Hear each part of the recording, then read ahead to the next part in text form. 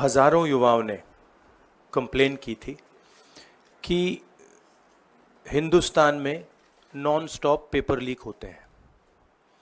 और आज आप सबको मालूम है कि नीट पेपर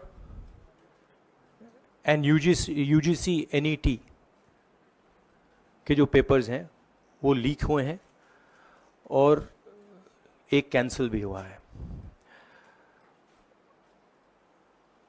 कहा जा रहा था कि नरेंद्र मोदी जी ने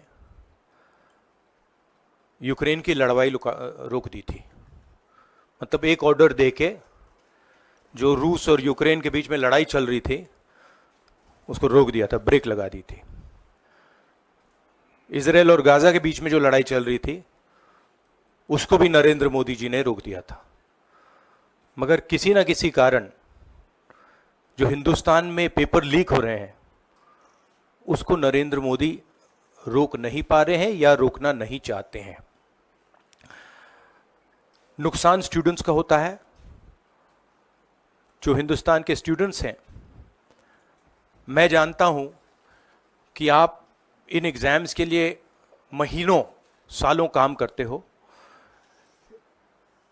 ये आपका फ्यूचर है और आपके फ्यूचर से खिलवाड़ किया जा रहा है। मध्य प्रदेश में व्यापम हुआ और अब उस व्यापम को नरेंद्र मोदी जी और उनकी सरकार पूरे देश में फैलाने का काम कर रही है। मैं इंस्टीट्यूशनल कैप्चर की बात करता हूं, मीडिया की बात करी, अलग अलग हिंदुस्तान के जो संस्थाएं हैं उनकी बात की। यही एजुकेशन इंस्टीट्यूशंस में हो रहा है। पेपर लीक का कारण है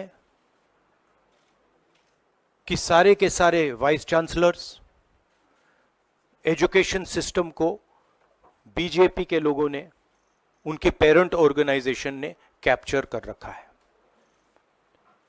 जब तक ये कैप्चर रिवर्स नहीं किया जाएगा तब तक पेपर लीक चलता जाएगा। इस कैप्चर को फैसिलिटेट नरेंद्र मोदी जी ने किया है और ये एक एंटी नेशनल एक्टिविटी है क्योंकि ये देश का भविष्य है और इससे हिंदुस्तान के युवाओं को, स्टूडेंट्स को जबरदस्त चोट पड़ती है। इंक्वायरी चल रही है,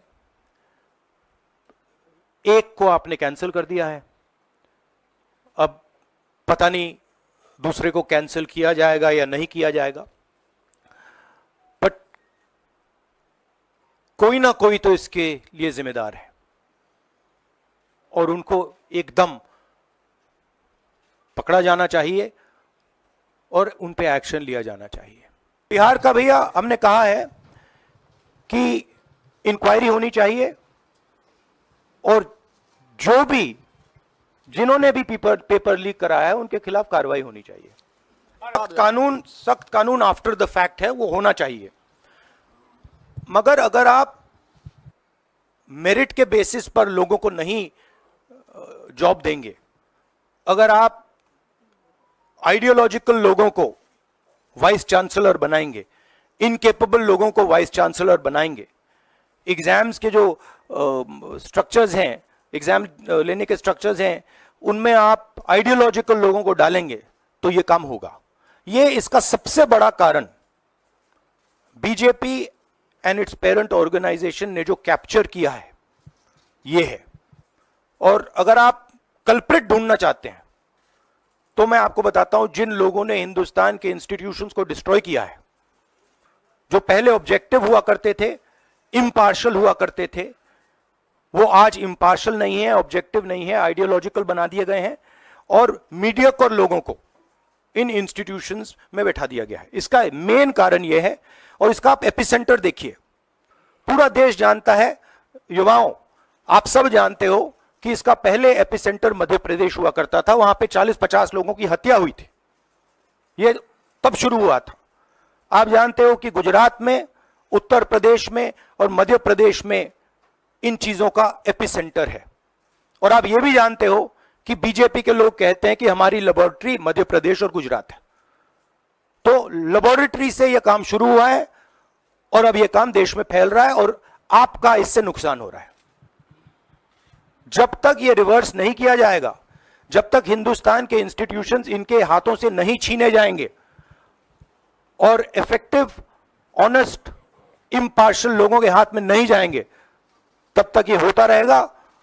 और मैं आपको बता रहा हूं, जब तक बीजेपी रहेगी ये बढ़ता जाएगा।